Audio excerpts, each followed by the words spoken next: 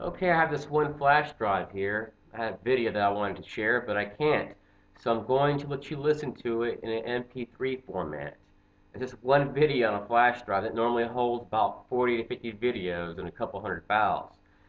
If you're part of the media and you would like to get it, I'm willing to send it to you. It's just one video. Even send the card that I have for my camera, my new camera. Just one video I can put on the card. It's very, very strange. It's never happened before. Here is the recording I wanted to share with you. Okay, it's about 8 minutes. Here you go. Hi, I was just reading this article here. It's called The Crime-Free Housing Headache for Ex-Felon Dad. And I was watching this video about his life, and it was showing how he lives with his mother and his 2 kids in the house, and how he's applied for housing all over the place, but he is unable to get it. He's been out for 6 years. He looks like he's probably 34, 35, middle-aged man that's just seeking to be productive. It's very obvious he loves his kids and he wants the best for them, but due to the Crime-Free Housing Initiative, he cannot have access to housing in his community. Now, people are saying there's no discrimination involved in the policy, no discriminative words, but of course, it's discrimination. And it's also racist to say, hey, we're not going to allow this guy's white, black, or Hispanic to not be able to have access to housing because he's an ex-felon. That is racism. Racism doesn't have to be based on just color. It can be on if you have a disability. It can be if you have a felony record. Matter of fact, that is something that ex-felons and people should work towards stating, that if you're an ex-felon, you cannot be denied access to housing. That should be part of the Fair Housing Clause. Now, a lot of felons are wondering why are there only like 200 or 300 videos on YouTube of, like the max. When I'm talking about views, the view count of the video, on any video towards felons. And the reason why is because we're so busy trying to work and survive. We don't have any money that we can't really get the word out about our problems. But we see a lot of people talking about different issues like feminism and all this stuff, but we don't hear about people talking about men's rights. We don't hear people talking about how by 2020 we're going to have over 100 million people at the current rate or incarceration rate in the system that are going to be in his same shoes, and they're not going to have kids. It's going to cause massive riots, and we're going to see a lot of social problems more than ever before. And the reason why I say this is because when you look throughout the world, you see that riots occur, and those riots occur when people are oppressed. And those that will quickly join the movement are the most oppressed people. Now, the most oppressed people in America know they can't take over the government. The Occupy Wall Street movement members know they can't take over the government. But what will end up happening if people do not hear the voices of the oppressed, eventually what we will see is mass shootings.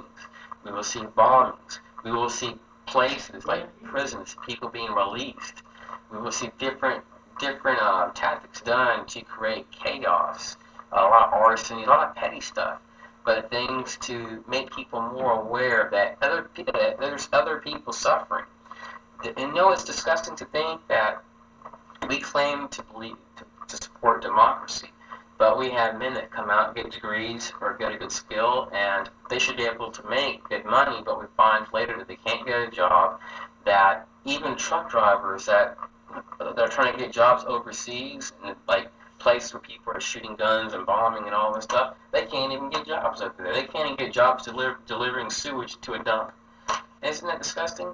So it's going to take people that have a lot of education, some connections, because those that are felons that are educated and have skills in grant writing and all that stuff, the government won't take them serious, and they're not going to be able to get any grants. It's kind of sad because someone else is going to get the 40, 50 grand per year for their own salary when a felon would probably do it for $10, $12 and actually drive to the state capitol building in Florida, different states, and say, look, these are our issues. We cannot live in our community. What's going on here? Do we have terrorists running our government? Or do we have police that need to be taken out because they're violating the laws of the land? Do we have to fire people? What? We cannot live in our community. So I don't believe or promote violence. I believe in the Buddha. I believe in justice. I believe that people rose up, because of the oppression that others should join. But I don't believe it's gotten to that point because we have so many people in America that are middle class. Now I hear all this talk about the middle class, but it's like I don't hear no one talking about those in the ghetto, those that are the most oppressed people in America that wake up every single day and they don't have no reason to live. They're drinking, they're doing drugs.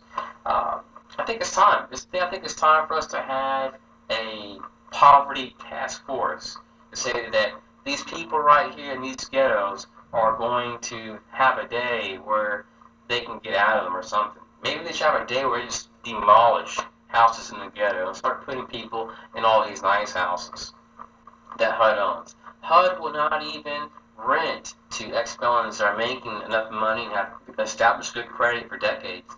They won't even rent them an abandoned house in an area that's been vacant for many years and that no one will rent or fix up because the area is so bad. That's horrible now. They won't even rent it out to a Vietnam veteran that sleeps on the streets of America. Now, isn't it something that we have people that HUD is renting out apartments to people that make 40 to 50 grand a year? Look on their website. Low-income housing is for the poor, but we have women and children that they're paying $30, $40 a month to get housing. But we have veterans that make $200, $300 a month to get a check every month. They're sleeping on the streets. They make it a week out of a month in a hotel or a little bit more. And the rest for food and medicine and stuff, basic stuff to survive.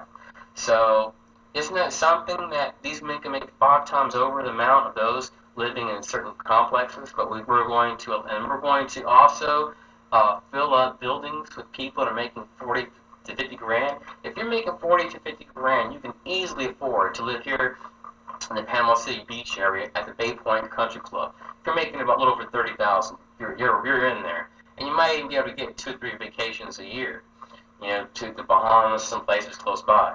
So it's unfair, it's unjust. By 2020. We're probably going to have a little over 100 million men that are going to have a felony on their record. Right now it's about 62 million.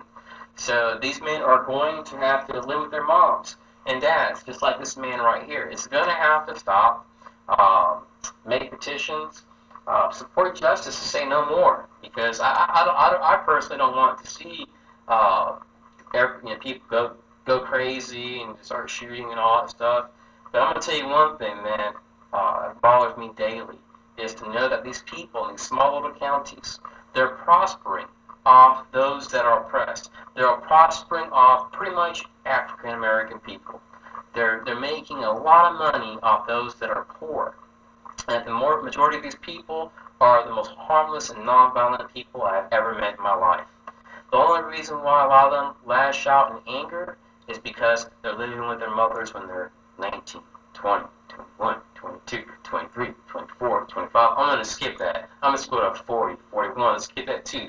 50, 51. It's disgusting. Can you imagine year after year living with your family? If you're not a little bit homicidal and suicidal, you got to be a sick person. You got to be one sick son of a bitch. Because it's not normal for grown men to live with their family. Do we see birds in a nest with their mother?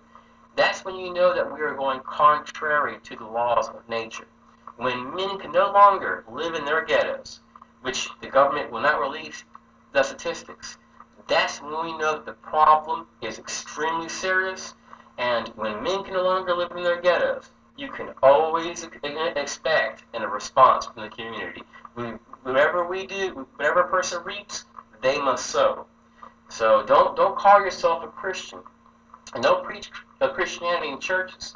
And then later, when these men come out, deny them access to housing. If you call yourself a Christian, and you believe in discriminating towards millions of men from African American people, and deny them access to housing, don't call yourself a Christian. Call yourself a scumbag.